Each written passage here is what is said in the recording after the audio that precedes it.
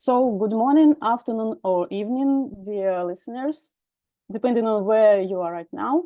Thank you for joining us today. For those in the Northern Hemisphere, thank you for your time on this hot summer day. And for those in the Southern Hemisphere, thank you for bringing a cool and productive winter atmosphere. While we wait for others to join, let me address a few housekeeping details. So today we will explore how artificial intelligence and threat intelligence can transform vulnerability management and help us prioritize effectively. This discussion is particularly relevant now, as over 20,000 vulnerabilities have already been published in 2024. However, not all vulnerabilities present a high risk. According to various sources, only about 3 to 4% of them are known to be exploited, with exploits often being published on the same day the vulnerability were publicly disclosed. At the same time, there were about 10,000 proof-of-concept exploits in 2023. Therefore, the issue of prioritization is extremely critical. We must take into account as much current threat intelligence as possible to effectively narrow our focus on the vulnerabilities that are most dangerous to our companies. This is especially important for managed security service providers who need to manage different profiles of companies across various industries, various geographies. And today we will share the approach we offer at RST Cloud in collaboration with Vulners. So feel free to ask questions and engage with our speakers throughout the session in the comments on LinkedIn. We will be monitoring incoming questions, and we'll have a Q&A session at the end of the webinar. If you are unable to stay with us until the end, you can leave a comment or message us directly, and we will try to respond as soon as possible. So you can also check the comments after the webinar finished.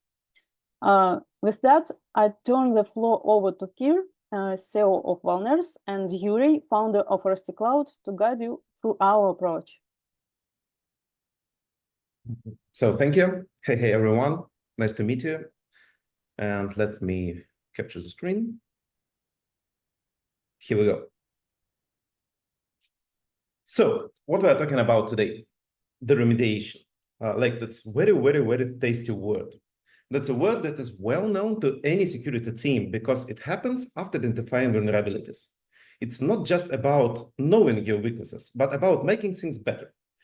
Patching them, improving the security of your infrastructure, or enhancing your company's overall resilience. Remediation involves a continuous process of assessing, prioritizing, and addressing security gaps. Today, we'll discuss a little bit about the art of remediation. Personally, I believe it might not exist in its perfect form, but we persist in trying different approaches to make things better and better. Every step we take towards improvement, no matter how small it is, it's a step towards a more secure environment. We all perform vulnerability assessment in a similar ways. Most of us use security scanners like Nessus, Qualys, any open source tool you want. Maybe in some countries it will be Max Patrol. Regardless of the tool, the core process remains the same. The idea of vulnerability assessment is as old as the industry itself. You have your assets, which include detailed information about your software and hardware. You also have information about vulnerabilities in machine-readable definitions that makes it possible to automate and analyze. Then you try to intersect the state of your systems with the vulnerability information you have. And this intersection is applicable vulnerabilities to you. This intersection reveals the ones that affect your infrastructure. While this sounds straightforward, it's far from that simple. We will gradually increase the complexity today, so we'll go step by step. A key to success here is the concept of applicability. That's one more magic word that help us to solve problems effectively. Because if you will jump in with a whole cloud of vulnerabilities with no prioritizing at all, then it will be a mess. So let's add one more parameter now, threat information. Now we look at the intersection of 3 different sets of information: assets, threat info, and vulnerability info. It started to become a little bit more complex. Now it's intersection of 3, but only of 3. We are just entering the rabbit hole here. Vulnerabilities comes with a plenty of metrics. Nowadays, in 2024, there are not only the common ones everybody of you do know, like CVSS, but there are some additional ones like EPSS, CWE, like different scoring from different companies, from multiple vendors, each claiming their metrics solve the prioritizing problem. What do I think here? There is no silver bullet, and there is no perfect metric at all. The landscape of vulnerabilities is too diverse for one metric to cover all scenarios effectively. Let me show you next some examples of how these metrics differ greatly for same vulnerabilities. The difference underscores the need for a multifaceted approach to vulnerabilities prioritization. Just take a look. Take a look at this picture. One metric might rate a vulnerability as critical, while another rated as low. These contradictions can make our life a little bit harder, because we are looking how that transforms from low to exploit exist, while it's critical and we have EPSS 0. How that can happen, but it happens. But in 2024, if you're not data-driven, you're likely doing your business wrong. So we may be shocked with the contradiction of this data, but we need to solve this puzzle somehow. We need to learn how to work with all of these metrics. We previously mentioned that risky vulnerabilities can be found by intersecting vulnerability definition, asset information, and threat data. But that's not nearly enough. As I told you, rabbit hole is pretty deep. Even applicability isn't sufficient. You need to understand your infrastructure to see how a vulnerability impacts you. This requires an in-depth knowledge of your system architecture and dependencies.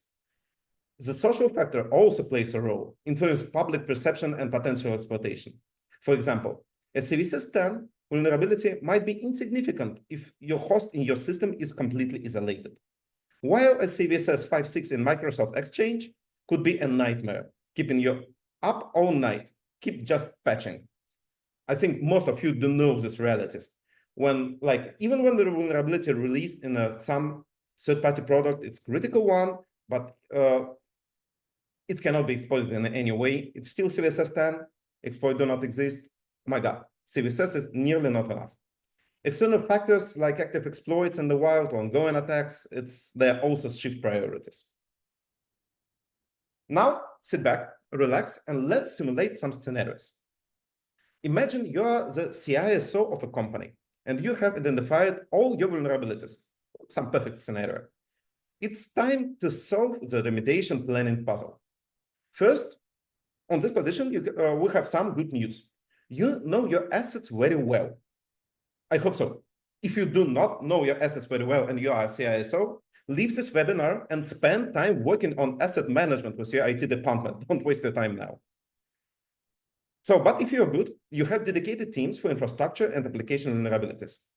And your best friend, highly likely, is CIO of the company, which can sometimes feel like having a magic wand to solve issues, yes? However, you have a large pool of vulnerabilities, which can be overwhelming and nerve-wracking. Resources for remediation are still limited, and you likely prioritize vulnerabilities based solely on the CVSS. Let's be honest. Most of us use this approach. We use mostly CVSS. You keep up with the news, stay informed about global events, tracking Reddit, reading for hacker news, for some hot ones. You're doing everything good. Does this mean you're in a good position? Mostly, yes, if you manage to do all the things mentioned above. Now, imagine you're a service provider handling your clients' vulnerabilities, not your own. This changes the game dramatically. Instead of a big list of vulnerabilities, you face an ocean of problems. Your responsibility is to identify the most critical ones for each client. This requires a deep understanding of each client's unique environment. Remediation resources, forget about it. You need bulletproof, super clear justification to start the remediation process. Convincing client to prioritize certain actions can be challenging. Knowledge of a client's applicability? Come on, maybe. Even placing dedicated people for each client, the challenge still remains. You will never know their reality as well as they do. So do not overestimate it. Conclusion for MSSPs, we're in trouble. But clearly defining the problem is half the solution. At the end of the day, we need to prioritize a massive list of clients' problems and find the crucial ones to fix. We need to ensure that our approach is systematic and comprehensive. We have a rapidly changing landscape that is impossible to monitor manually. Automation and advanced analytics are essential friends. Our teams switch contexts 100 times a day, so don't rely on them so much. And let's be completely honest, all of us do not have the best vulnerability analytics in the world. We are responsible now, not only for ourselves, but for our clients. And their trust depends on our ability to deliver reliable security services and decisions. Comparing MSSP with in-house security teams reveals some significant differences. When you are a CISO managing the security team and your company is hacked, it's a setback. It's a bad situation. It's nearly a drama, but it's critical. It depends. In most cases, hackers come for money.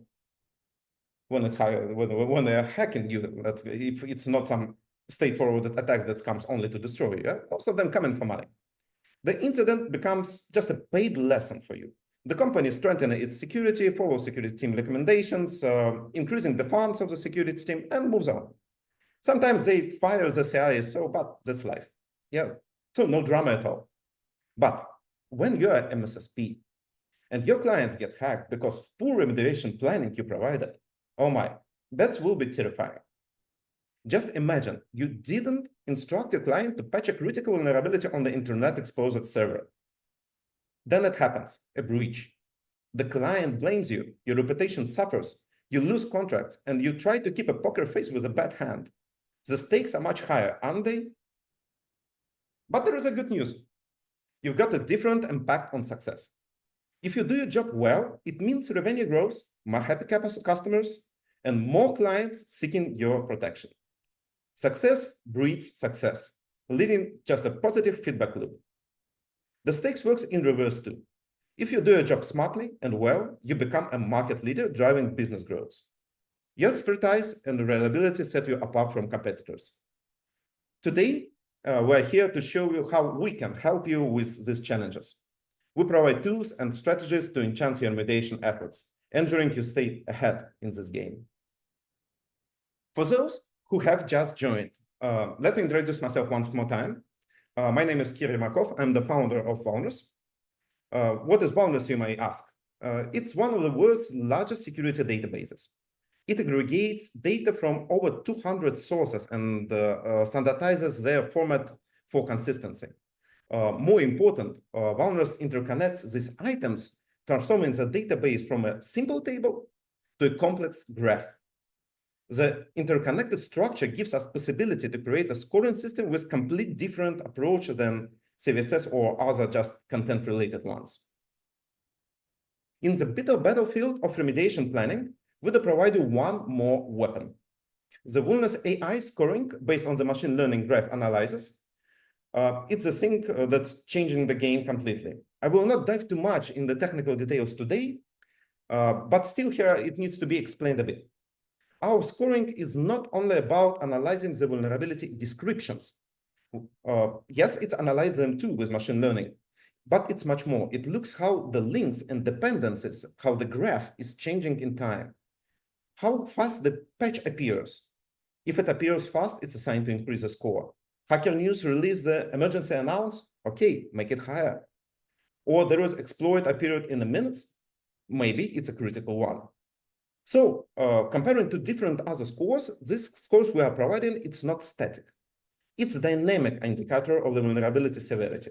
So it's changing every few hours. But there is one more dynamic thing you need to consider when working with vulnerabilities. It's a threats. They are not static too. They do change day by day. And now I want to pass the mic to Yuri, founder of RST Cloud, and one of the best experts in this area. So I believe, Yuri, jump in. Now it's your turn to tell how we can work with all of this. Thank you very much, Kir. Yeah, it's cool to see how Vulners AI can work through tons of messages and identify what is noise and what is significant in the vulnerability management world. Let's see what a threat-informed approach looks like with a live example. So take the latest regression vulnerability in SSH. There's so much noise about it, patch immediately, yes. It's an authenticated RCE leading to root access, sounds really dangerous. However, it's hard to operationalize, takes a lot of time to exploit, and it's hard to scale. So it's easily detected and blocked, but attackers want to be stealthy, right? We saw attempts to use it likely by operators of Mirai and Bashlight, who have the resources to generate that many requests. They probably aim to hit hundreds of thousands legacy unmonitored Linux 32-bit devices, where this vulnerability is quicker to exploit, but it still takes 6-8 hours on average per host. So this regression vulnerability will probably affect telecom providers in the short term. The rumors of its weaponization by ransomware groups haven't been confirmed yet. So threat intelligence not only gives you this threat landscape understanding, understanding, but also provides an automated ability to protect via integration of IOCs with your security tools. This helps you at least not to be the second patient, and sometimes even prevents you from being the first victim. So let me talk a bit about what are the platforms available out there to manage it. You can bring data from various threat intelligence providers into threat intelligence platforms. For example, this is a screenshot of our partner integration with OpenCTI, which helps you effectively manage vulnerability data in its relations to threat actors, countries, and industries. It also enables effective dissemination. However, not every organization has a threat intelligence platform now. So, but many use a SIEM. So that doesn't mean you cannot manage your threat posture and related vulnerabilities there. There's an example of how you can manage threat intel data related to vulnerabilities in Splunk. You can create lookups that map out your country and industry to threat actors and malware and see what vulnerabilities are related to them. On the screen, you can see how vulnerabilities used by threat actors are mapped to Australia, Pakistan, Montenegro, France, the UK, and the Kingdom of Saudi Arabia. Similar things can be done with other solutions. The next thing I want to talk about is the actual approach to determine what needs to be patched first. In the MSSP environment, you have dozens of clients and hundreds of reports with thousands of vulnerabilities. Automation is available here. Before we start automating, let's see what can be used. First of all, risk is a combination of threat, vulnerability, and impact. So let's put the impacts aside for now and look at the other two. Vulnerabilities are characterized by their severity, which is represented by CVSS score, or if you're a client of Vulners, you could use the Vulners AI score. That takes more parameters into consideration. But knowing that the vulnerability exists doesn't mean it can be exploited.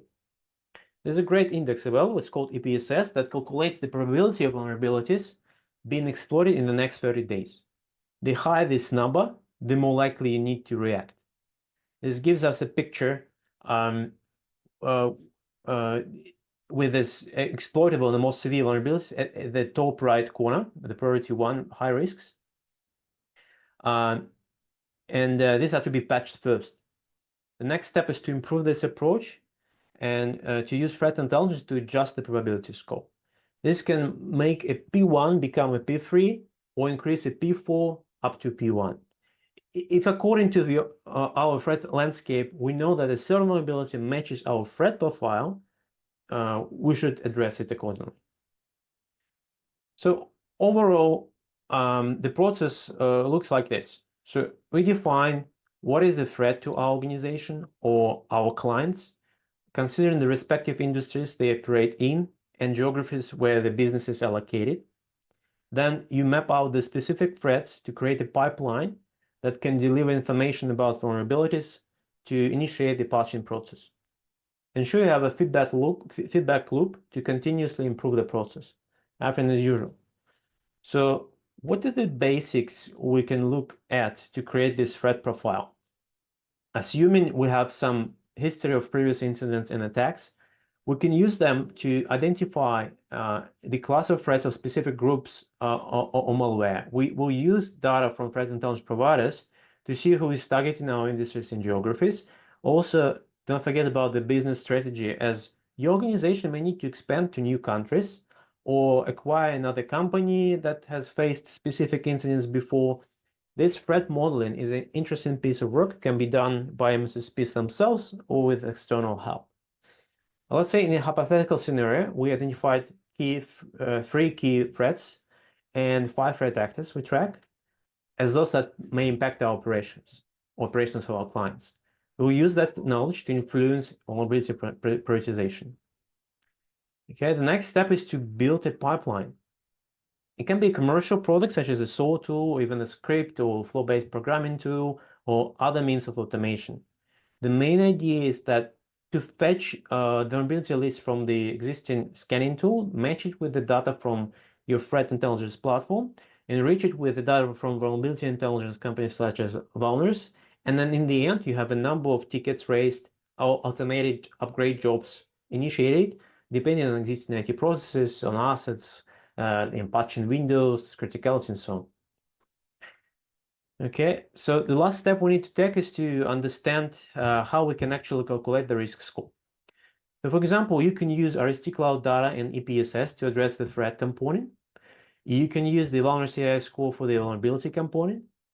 From my experience, the impact component is a tough one because you not only need to know the crown jewels, the placements of the assets, their network availability, but also the business impact. This part requires collaboration between the MSSP and their client. Now let's have a look at the adjusted EPSS calculation details. So we want the result to range from up to 1 if vulnerability weaponization matches our threat profile, and vice versa.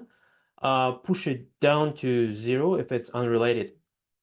So we want to define the boundaries from 0 to 1, excluding them as these are extreme points. So just an off-topic note, so this is not like a mathematically proven formula like a theorem, no.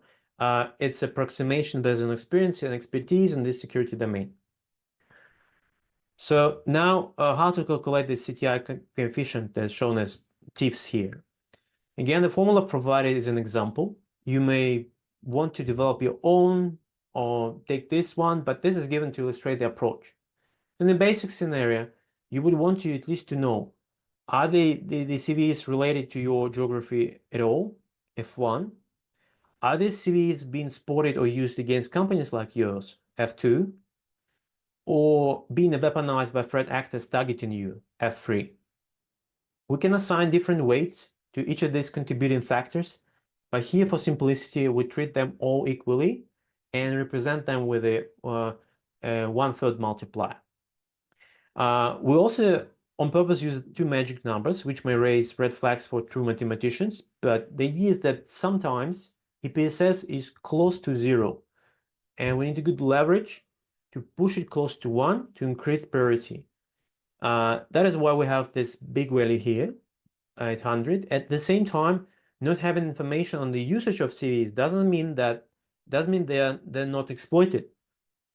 To ensure that our automation simplifies our lives without overwhelming with excessive data, the second lower number represents how significantly the vulnerability score will decrease if we lack supporting information about its relevance. So that's why here we have like 20% decrease. Okay, so the previous formula isn't really difficult in terms of user experience. It's just a couple of true-false tick boxes and 2 digits to specify by the operator, one to define how quickly a threat grows if irrelevant TI is found, and another one how quickly it decreases when nothing is found. Too easy. It's just for tuning. So now, just for the demo purposes, let's move on to the implementation of the formula using one of the most sophisticated security tools in the world, Microsoft Excel. We've got the Vulners AI score representing vulnerability, and we specify the impact as 1 because calculating this value is out of scope for this webinar. Now, let's see if we just take EPSS numbers as they are.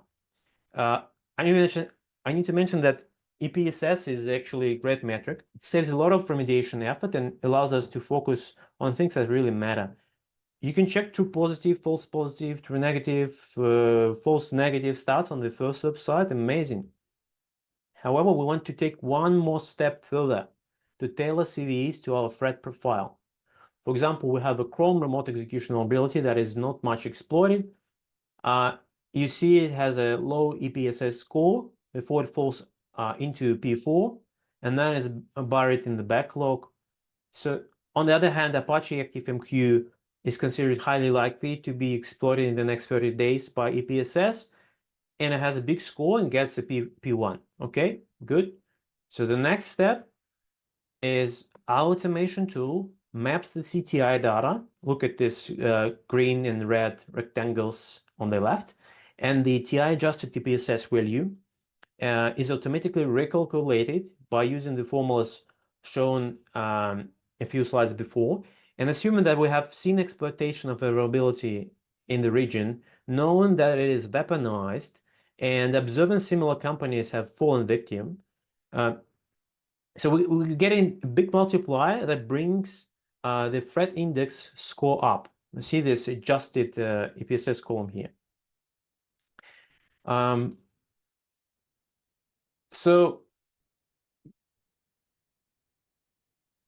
Okay. So in this hypothetical scenario, we see that Apache MQ vulnerability is not relevant to us based on the data we have, and it's not exploited by threat actors in our profile, or target malware in our industry allocation. So it then gets demoted to P3, and still dangerous, but the Windows error reporting vulnerability in Chrome browser CV are promoted to P2 and P1 respectively. To summarize, just as a average temperature of the ocean differs from the temperature in a specific place where we swim, vulnerability is considered important for everyone, might not be as significant for us. There are many sharks in the ocean, but for some reason they all seem to be swimming closer to Australia. Then automating, it's great to make data-driven choices with seamless integration with partners who can provide actionable information to support such decisions and make vulnerability prioritization easier. Thank you very much. Kir, back over to you.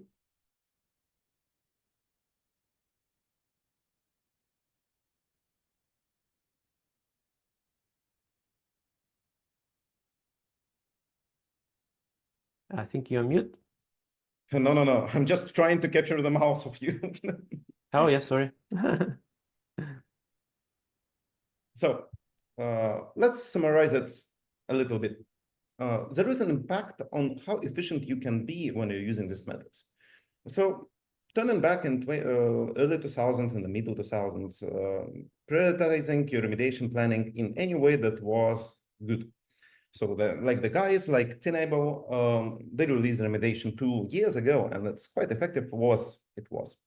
But now in 2024, happily, that's information security as an industry evolves a little bit, and there are some more amount of metrics of each of vulnerabilities you need to consider to make the remediation planning the good one.